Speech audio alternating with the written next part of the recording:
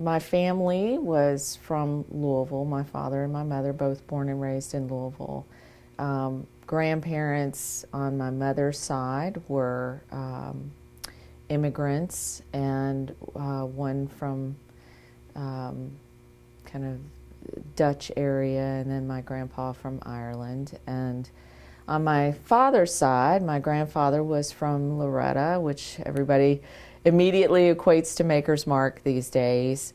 And then my grandmother was from Calvary, which was a little town down the street. I probably owe, a lot of my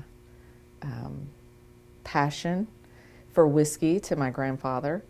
Now, while I'm required by the family code to tell you that my grandfather worked 36 and a half years for American Standard Company, prior to that, he was a known moonshiner. And so while we couldn't talk about it openly in the home because my grandmother forbid it, we had many garage conversations about what it was like. And, it's interesting because for him, it was a way of life. It was a way to survive. But he very much enjoyed it,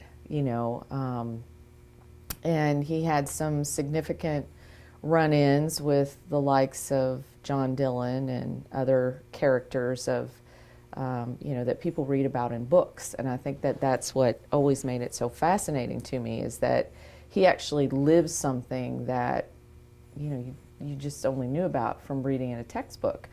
And but yeah, he very much enjoyed his whiskey his whole life. He would get up in the morning, he'd have oatmeal or eggs and bacon, but there was always a shot of whiskey involved, I can assure you. And that whiskey was not on the table. It was hidden in various locations on his property where my grandmother couldn't see him drink it. So, but yeah, he taught me how to make wine when I was young, and I just always had a fascination for it. We used to go, actually, there's a big lake on the Maker's Mark property.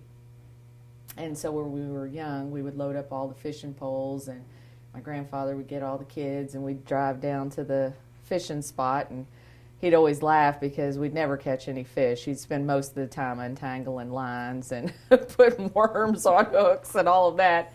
But we enjoyed the day. It was some of the greatest memories that we had, and it always ended, because a lot of his friends worked for Maker's Mark, so it always ended with a trip into the distillery, and we'd get to stick our fingers in the mash, and that's probably at a young age where I started to have a palate for the whiskey process.